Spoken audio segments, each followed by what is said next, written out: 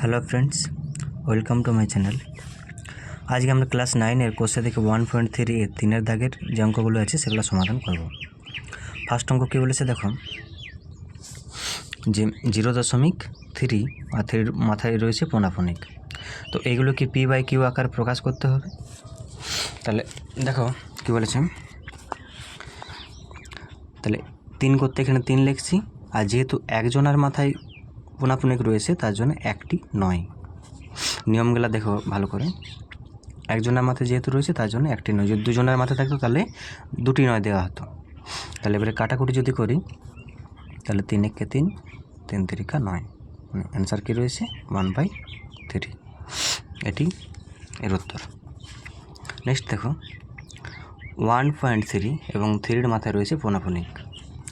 তাহলে এটা যদি আমি সংখ্যা আকারে লিখি তাহলে কত লিখতে হবে 13। আর যেহেতু একজনের মাথায় পৌনাপনিক রয়েছে তার জন্য একটি নয়। আর যার মাথায় থাকবে না, দশমিকের পরে যদি কোনো সংখ্যার মাথায় পৌনাপনিক না থাকে তাহলে সেটি কিন্তু বিয়োগ করে দিতে হয়। তাহলে একের মাথায় যেহেতু নেই তাহলে একটা বিয়োগ করে দিচ্ছি। তাহলে কত আসছে, উপরে আসছে 12, নিচে আসছে 9। 3 দিয়ে ভাগ করছি, 3 4 12, 3 3 9, মানে অ্যান্সার আসছে কত 4/3। নেক্সট দেখো 0.54, 4-এর মাথায় রয়েছে পৌনাপনিক। তাহলে এখানে সংখ্যাটাকে লিখে নিচ্ছি 54।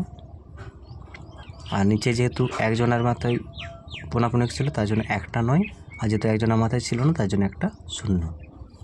আর যেহেতু 5-এর মাথায় পৌনাপনিক ছিল না তাই জন্য 5টা কিন্তু বিয়োগ করে দিতে হবে। তাহলে কত আসছে সংখ্যাটা, 54 থেকে 5 বিয়োগ হয়ে যাবে 49/90। এটি হবে এর উত্তর। নেক্সট দেখো 0.34, 3-এর মাথাও আছে আবার 4-এর মাথাও আছে। তাহলে এখানে সংখ্যাটা প্রথমে লিখে নিচ্ছি 34। যেহেতু দুজনের মাথায় এসে তাই জন্যে দুটি নয়, আর এটা কাটাকুটি যাবে না, এটাই উত্তর। নেক্সট দেখো সংখ্যাটা লিখে নিচ্ছি এটার ক্ষেত্রেও যে 314। আর যেহেতু দুজনের মাথায় ছিল তার জন্যে দুটি নয়। মনে রাখবে সবসময় দশমিকের পরে যে সংখ্যাগুলো আছে তার উপর ডিপেন্ড করে কিন্তু 9 এবং 0 দেওয়া হয়।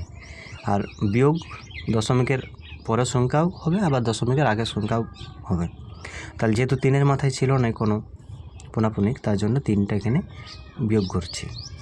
তাহলে এটা কত আসছে 311/99। এটা দেখো 0.177, মাথায় পৌনাপনিক রয়েছে। তাহলে এখানে 17 করতে 17 প্রথমে লিখে নিচ্ছি। আর যেহেতু একজনের মাথায় পৌনাপনিক রয়েছে তাই জন্য একটি নয়, আর একজনের মাথায় যেহেতু ছিল না তাই জন্য একটি 0। এবার যার মাথায় ছিল না সেটি বিয়োগ করে নিচ্ছি, একের মাথায় নেই তাই জন্য 1 বিয়োগ।